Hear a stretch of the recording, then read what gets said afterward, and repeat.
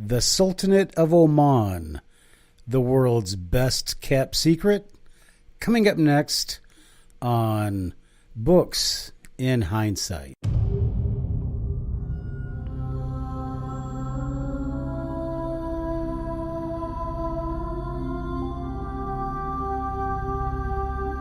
Welcome to Books in Heinessight, the only podcast where hindsight is always 2020.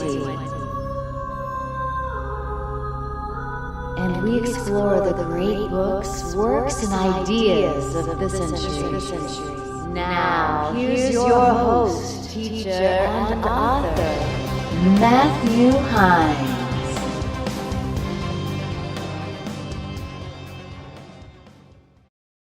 Hello, everybody, and welcome to Books in Heinessight. I am your host, Matthew Heines. In this podcast, which is a new podcast, we are going to be featuring famous authors and people in the publishing industry. In our first few episodes, however, we are going to be talking about my books that are based upon real-life experiences in most cases. So today we're going to talk about what is probably one of the world's best kept secrets, and that is the Sultanate of Oman. But before we get started, let me just get some business information out of the way. The first thing I would like to point out is that the book My Year in Oman and Another Year in Oman are both available at Heinessight.com, as well as on Amazon, KOBO, iTunes, and Barnes & Noble's NOOK. Now, these books are available in print and digital edition. I also want to point out to you that my podcast has evolved, if that's the right word to say, from the snowball over there into the Audio Technica 2020 Super Frammer Jammer microphone, as well as I have a Knox Gear pop filter here, as well as a extension arm, which right now I don't remember what the cost is, but this setup right here is all available for $109 on Amazon on sale. Amazing. So if you add that to a Behringer Euphoria UMC 202 HD, well, I'm telling you, friends, you're going to have a setup that sounds as amazing as this. So I'll leave links for you in the description for this setup, as well as links to both My Year in Oman and my other great books. Now, if you are an author out there and you would like to join us here at Books in Heinessight and talk about your amazing work, we would certainly love to have you. So go ahead and email me at greatbooks@heinessight.com. All right, now let's get down to business. And the business today is a book called My Year in Oman. And before I bring it out and feature it for you, let me just say a couple things that you may find actually surprising. But what if I told you there was a place in the world where the women are amazingly beautiful, the men are handsome and strong, and everybody is very friendly? What if I told you there was a place where, even though it was in the desert, it was next to a beautiful turquoise blue sea, and it made living there just a fantastic experience? What if I told you there was a place where you could go and the population, at least at the time, was so sparse that you could go for sometimes hundreds of miles through the desert and never see a soul? And what if I told you you could camp out in the open with just blankets on the mountaintops and be directly under stars that seemed so close you could reach up and touch them?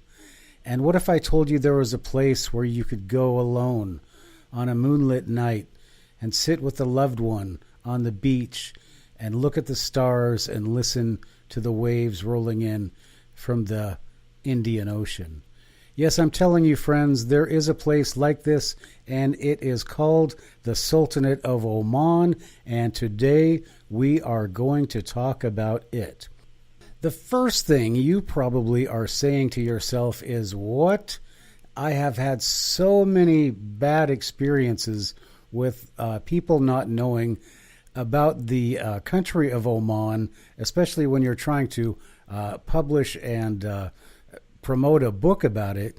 I've actually had many people, even agents, literary agents, send back a manuscript with the title, My Year in Oman, and they had changed the title to My Year in Amman because they thought I didn't know how to spell the country of Oman, and I guess they didn't get that much farther, and obviously they had never heard of it. And so many people make that mistake that when you say Oman, they think you're talking about, if any of them even know this is America, but if any of them know, they think it's the capital of Jordan, Amman. So let's not make that mistake, and let's point out right now that the Sultanate of Oman is, if you know where Saudi Arabia is, it is right underneath Saudi Arabia are Oman on the right, and it goes up almost to Dubai on the Persian Gulf, which makes it a very important country. And then on the left, you have Yemen. So all of these things are in the news. And this is what we're going to talk about first, is that in a country that exists between Yemen, which is now in a running battle and has been for many, many decades, and you have Iran on the other side of this country, you have Saudi Arabia to the north, you have Dubai to the north, you have Iraq and the Persian Gulf to the north, and yet people think that Oman is Amman, the capital of Jordan. So the first thing we're going to talk about today is, why is this? Why doesn't anybody know about the Sultanate of Oman? And I'll first of all say, good for them, because when people find out about you, as we found out in the Seattle experience, which we talked about on the RAINIER Paradigm podcast, as the eagle said, once they call it a paradise, you destroy a place forever. So we are going to talk about this country, the Sultanate of Oman, and we're going to talk about their culture. And the first thing that we need to talk about when we talk about their culture is why we've never heard of them. All right. The Omanis themselves are very steeped in tradition. They are just, and I will also point out that this is all readily available in my book in more detail. But the Sultanate of Oman is based upon the idea of a sultan, which is the king.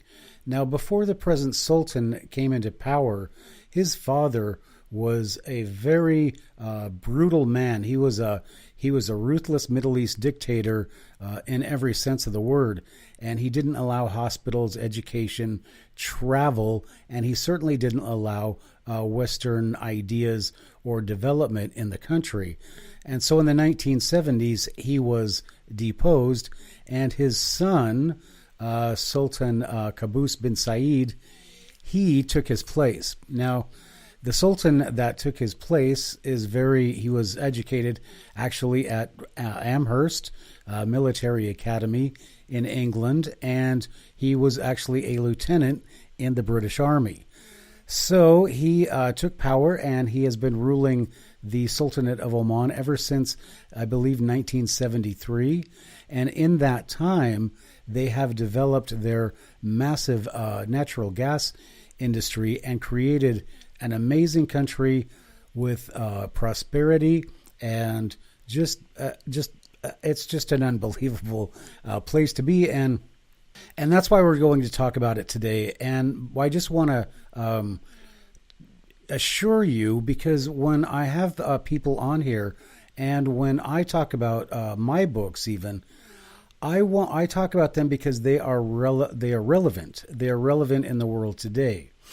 And although you may have not heard of the Sultanate of Oman, I assure you it is one of the most important countries because of its location in the world. So now that we have all of that out of the way, let us start by saying that the reason that we don't hear about the Sultanate of Oman is because the Omanis, which is what you call the people of Oman, the Omanis prefer it that way. The Sultanate, or the Sultan, who is often called upon to broker deals between the Arab countries, does not want any publicity, and he does not want any publicity for his country. Now, it's not because there are massive human rights issues or anything like that in the country. It is just because that is their choice. They are very secretive and closed people. They are very much into their families. And when you look in the news, and I will just give you one example. If you look in the Oman Times today, the big story is that the Indian teachers there who are there, they have Indian schools for just Indian children because they don't want the Indian children in the Omani schools and vice versa. The Oman government is cracking down on Indian teachers who are teaching or tutoring their students in private lessons,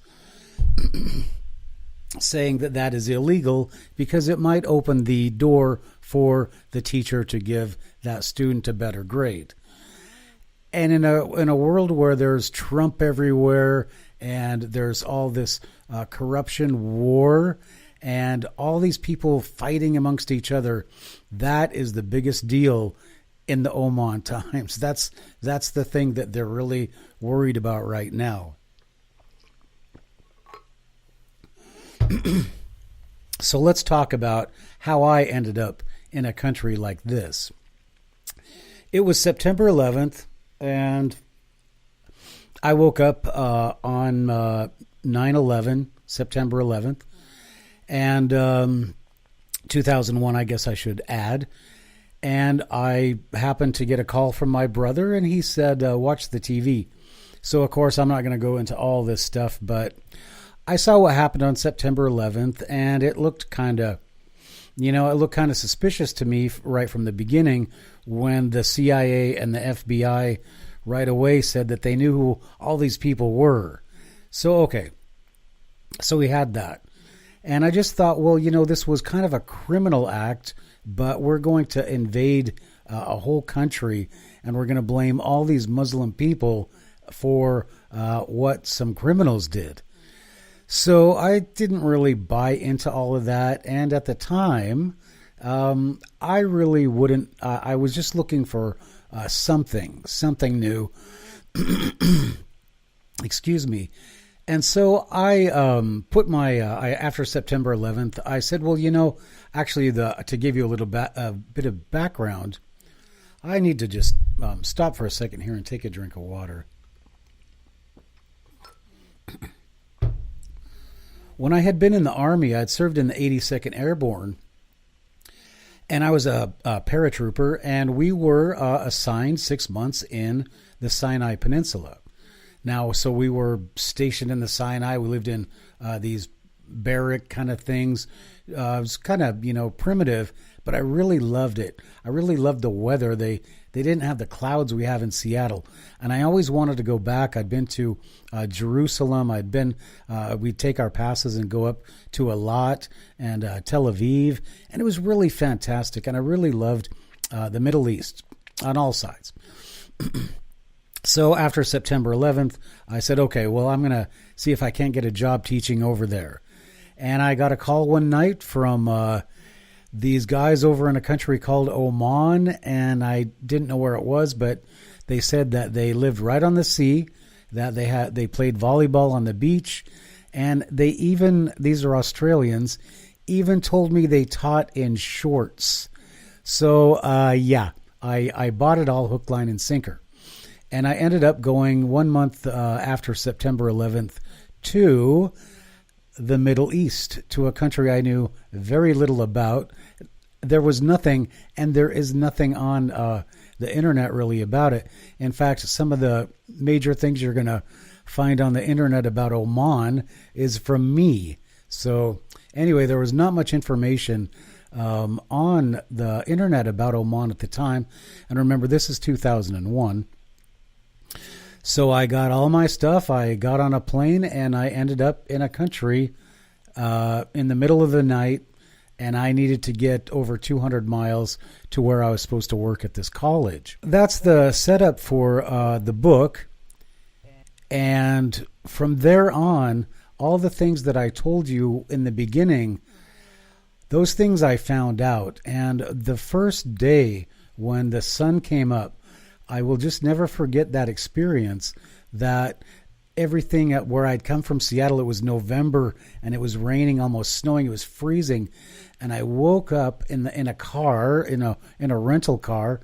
I'd been sleeping, the mosque goes off and it scares me. And I wake up and it is completely bright. The sun is out. I mean, it looks like a holiday. It is just the most beautiful thing.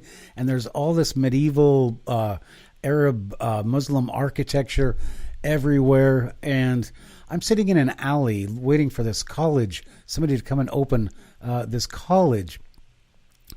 So that was how the book started out. And from that very beginning, I said, because every day it just something happened.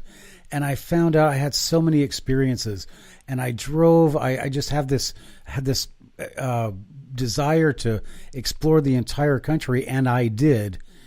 And I just found out this simple rule that in Oman, if you just go a little bit farther, you're going to find something even better. And so I just found myself as the only American in the middle of, I worked with these British and I'll just say British teachers. They were English, Australian, Scottish, and all convinced, because I had managed to find my way to this college in the middle of the night across the desert. They were all convinced that I was in the Central Intelligence Agency. So they didn't like me from the beginning, and everybody there was afraid of me. So it was a very exciting time, and as I said, I just need to remind you that the people in Oman are just so beautiful, and they are so kind, and I've never seen anybody who will put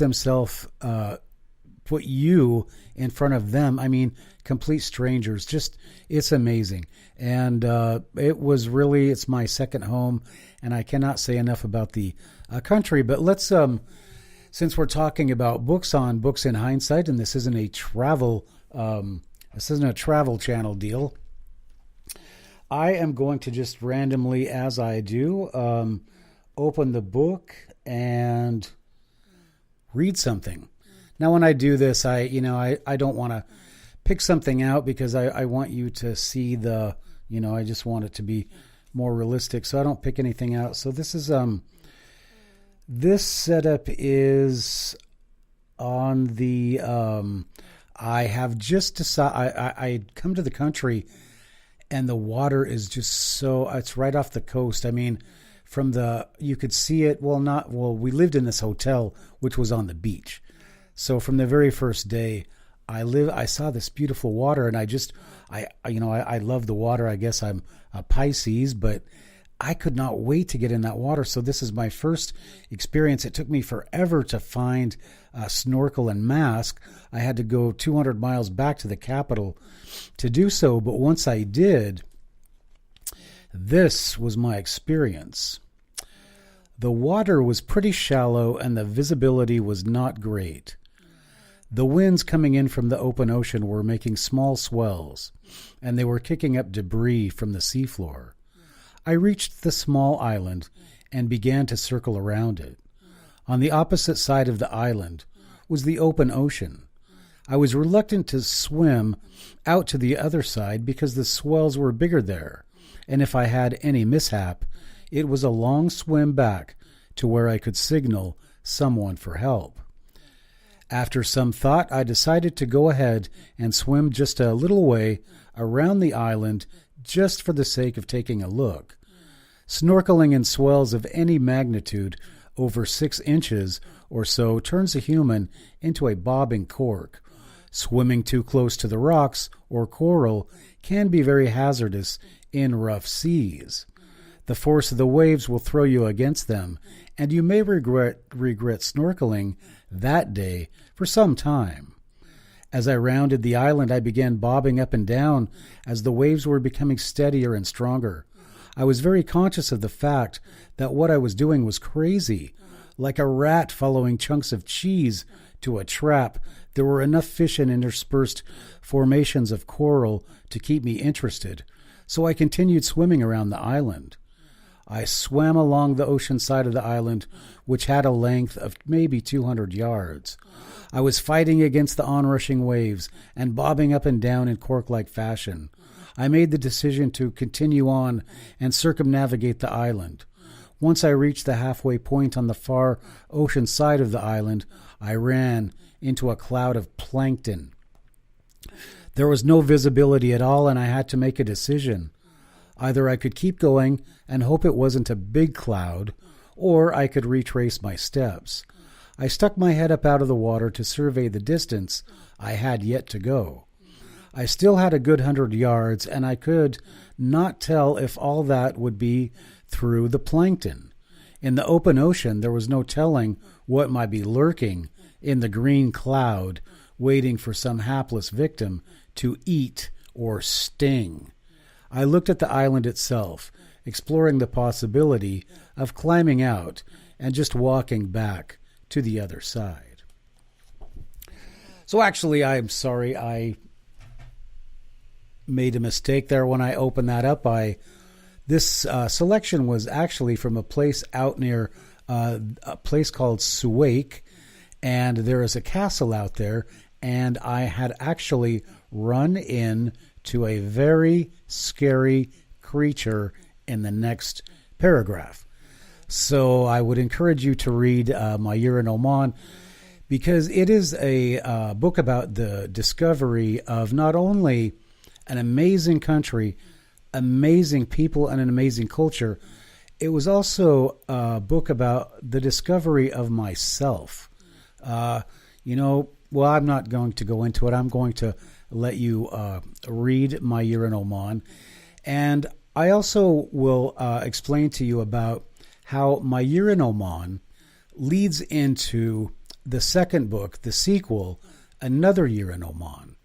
Now, everything that happens in My Year in Oman gets flipped over in Another Year in Oman, and nothing in the first book is the same. And so the second book is more of an ethereal kind of stream of consciousness, kind of looking at what a person does when they find themselves in a place where they just realize that they don't fit in. And the reasons for all of this self-awareness happen in the first book. And the second book is about trying to survive and about trying to cope. And it's also about the human side of really needing a connection to other people, especially a connection to people that value you and love you. So each of the My Year in Oman flows directly into Another Year in Oman. And so I really hope that you will be able to experience those books and find out more about this wonderful country. All right. Let's see if there is anything else that we want to talk about before we go. And yeah, let's just talk about a little bit about the modern context of Oman. And I'm going to just do this by continuing to talk about His Majesty Sultan Qaboos. All right. So and this will also help you to understand more about the book as well. So The Sultan of Oman is a very liberal ruler. He is for women's rights. Actually, women have pretty much the same rights as men. They're trying to get rid of forced marriage. It's very difficult. But all the things that are apparent in Muslim culture, the Sultan has slowly changed and allowed women to be educated. They're the head of the Omani education department has been a woman for some time. And when I taught there, I worked with very many Omani women, and they are just the most wonderful people I've ever met. And I actually wrote my second book in dedication to the women of Oman, because they are just the most wonderful people that I've ever personally experienced in the world, especially considering their circumstances. So if you want to understand more about the plight of women in Oman, definitely I would look at Another Year in Oman. But the Sultan allowed women to have rights, and the revenue that came in from the oil, not oil, but their natural gas, allowed them to try to develop other industries, etc., etc. And it also allowed them massive prosperity, where when I went there, all the cars were new. New Land Cruisers were everywhere. And every nice car you could imagine was out roaming around in a country, again, that was very sparsely populated at the time. The buildings were clean. You can't build a building over a certain height, or at least you couldn't, in the capital of Muscat. So imagine a brown, beautiful desert, and then out of the desert comes this beautiful white city. And next to that white city is a beautiful blue or turquoise-colored sea. It is just amazing. And the only drawback about Oman is the heat. Oman is incredibly hot. It is incredibly humid in the summer. I mean, to the point where you could die if you stay out in the heat, much like you would die if you stayed out in the cold in the northern regions. So, and I had a couple of experiences, interesting experiences with that. None too life-threatening, but very interesting anyway. So the country is very liberal. It's very prosperous, and the people there. And this is the last.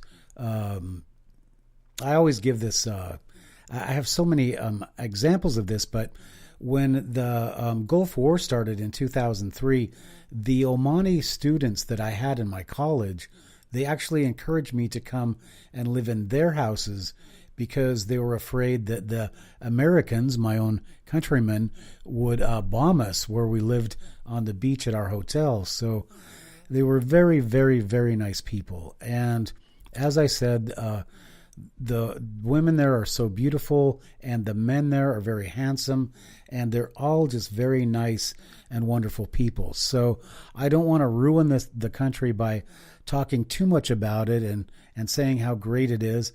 But I would like you to read my book about it and explore it and understand that there are some really, really wonderful people in the Arab world. All right. Well, I think that will finish off this podcast for today. I have one more podcast that I'm going to do in this series. This is podcast number 4. In the next podcast, I'm going to talk about my book, Deceptions of the Ages, Mormons, Freemasons, and Extraterrestrials. And we are also going to use that premise to not only talk about, the modern situation in politics, because the Deceptions of the Ages is really about the conflict between science and religion, and it is about the conflict of information and what is being held from us and why it is being held from us. So it's not really a difficult thing to understand. But anyway, we're going to talk about that in the next segment because we're going to use that to lead into a discussion about whether or not we went to the moon, and if we didn't go to the moon, how did the astronauts see UFOs on the moon? So that will be our point of discussion on our next podcast. I'm going to take a drink of water before I finish up here. So if you are new to the podcast, I would really appreciate it if you guys are watching this on YouTube, if you would subscribe. If you're watching this on iTunes or whatever, please favorite this or whatever it is you do. But I would really like it if you would come back soon and come back often. So this will be these first 5 segments will just be me talking about my works. And in episode 6 and hopefully on, we're going to have some very interesting guests. Right now, I'm talking to a couple of remote viewers who have published or will be publishing soon. And they have some really interesting stories about remote viewing places both in history and off planet. So if you're into that kind of stuff, they're going to be really good shows because they all revolve around my book Deceptions of the Ages. So it should be a lot of fun to talk to these beautiful, actually very beautiful young ladies. And so hopefully we'll have them on the show soon. All right. Well, I am Matthew Heines, and this is Books in Hindsight. We just want to remind you that we need, in order to have a great world, we need great books. So for Books in Hindsight, for Books in Hindsight, I'm Matthew Heines, and we'll see you next time.